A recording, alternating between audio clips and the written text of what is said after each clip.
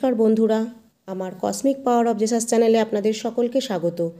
আশা করি ঈশ্বরের কৃপায় সকলেই ভালো আছেন, সুস্থ আছেন। বন্ধুরা, ইউনিভার্সের শক্তি হলো এমনই এক অদৃশ্য শক্তি, এর প্রভাব যার জীবনেই পড়ে তার জীবনটাই পাল্টে যায়। এবার হয়তো ভাববেন যে ইউনিভার্সের দৃষ্টি কি আপনার জীবনে আছে? কিভাবে বুঝবেন? তাহলে আমার এই ভিডিওটির মাধ্যমে এই অদৃশ্য শক্তির সাথে আপনাদের পরিচয় করাবো। তাই আমার ভিডিওটি স্কিপ না করে পুরো দেখার অনুরোধ রইল। তাহলেই আপনারা জানতে পারবেন ইউনিভার্সের সাথে কিভাবে সংযোগ স্থাপন করবেন এবং ইউনিভার্স আপনার উপর তার কৃপাদৃষ্টি কবে থেকে দেবে, অর্থাৎ আপনার জীবনে ইউনিভার্সের আশীর্বাদ কবে থেকে আসবে। যারা ইউনিভার্সকে ভালোবাসেন তারা অবশ্যই ভিডিওটি মন দিয়ে দেখবেন।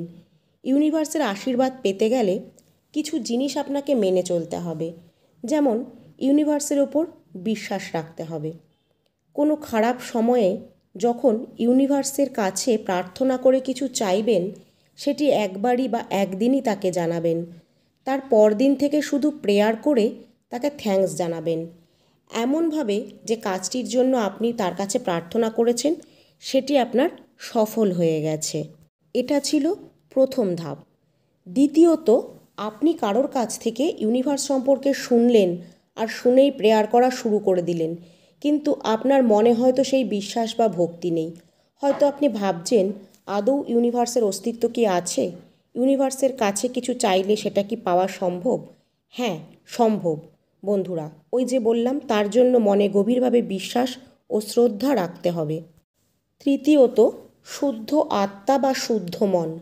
যেমন ধরুন, কেউ আপনাকে খুব কষ্ট দিচ্ছে, যার ফলে আপনি তার উপর প্রতিহিংসা পরায়ণ হয়ে উঠলেন।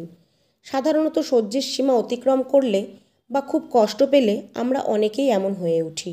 মনে মনে ভাবি, আমি তো কারোর খারাপ করিনি বা চাইনি, তাহলে আমার সাথে কেন এমন হচ্ছে? এইখানেই আপনার ধৈর্যের পরিচয় নিচ্ছে ইউনিভার্স। আপনাকে বিশ্বাস রাখতে হবে যে আপনার আত্মা পবিত্র। কোনো নেতিবাচক চিন্তা আপনি কাউকে নিয়ে করবেন না। তাই আপনার জীবনে ইউনিভার্স সব কিছু ইতিবাচকই দেবেন, শুধু এটা সময় মতো আপনি পাবেন, তার আগে নয়।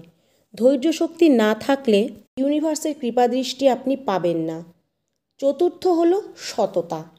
যেমন ধরুন, এমন অনেক মানুষ আছে বা ব্যবসায়ী আছে যারা প্রতিনিয়ত মানুষকে বোকা বানিয়ে ব্যবসায়িক মুনাফা লাভ করছে, কিন্তু তারা সরাসরি মানুষের কোনো ক্ষতি করছে না।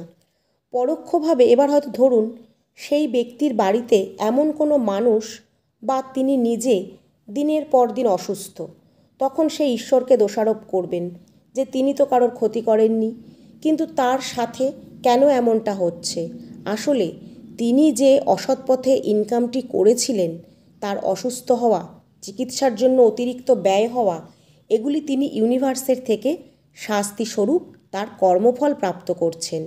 তাই যখন ইউনিভার্সের কাছে কিছু প্রার্থনা করার পর সেটি পাবেন না, একটু ভেবে দেখবেন এটা আপনারই কোনো নেতিবাচক কর্মের ফল নয় তো, যা ঈশ্বর আপনাকে দিচ্ছে। তাহলে ইউনিভার্সের কাছে কিছু না চেয়ে প্রথমেই ক্ষমা প্রার্থনা করুন, আর তারপর আপনার কাঙ্ক্ষিত ইচ্ছাটি তাকে জানান। ইউনিভার্স আমাদের বিশ্বপিতা, তাই আমরা ক্ষমাপ্রার্থী হলে তিনি আমাদের ক্ষমা করতে বাধ্য। যেমন আমাদের হাজার অন্যায় থাকা সত্ত্বেও বাবা মায়েরা আমাদের ক্ষমা করে দেন। আমাদের প্রতি বেশি দিন রাগ বা অভিমান করে থাকতে পারেন না, ইউনিভার্সও তেমন।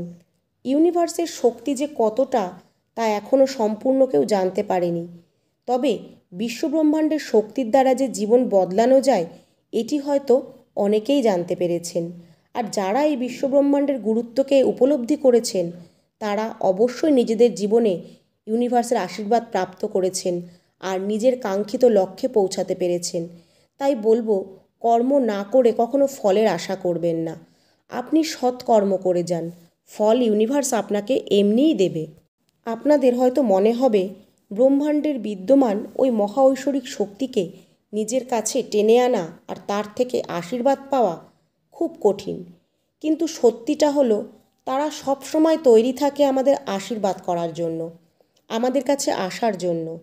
কিন্তু এখনকার দিনের মানুষের মধ্যে লোভ, অহংকার, স্বার্থপরতা, মিথ্যাচার, দুরাচারে ভরে গেছে।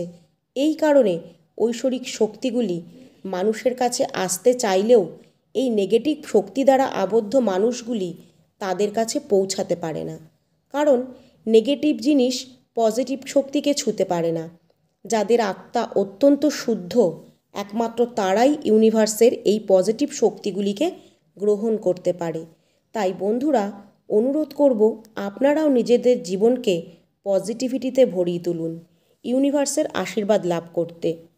আর সবশেষে বলবো, যদি ইউনিভার্সে বিশ্বাসী হন তাহলে অবশ্যই কমেন্টে লিখবেন থ্যাংক ইউ ইউনিভার্স বা ধন্যবাদ মহাবিশ্ব।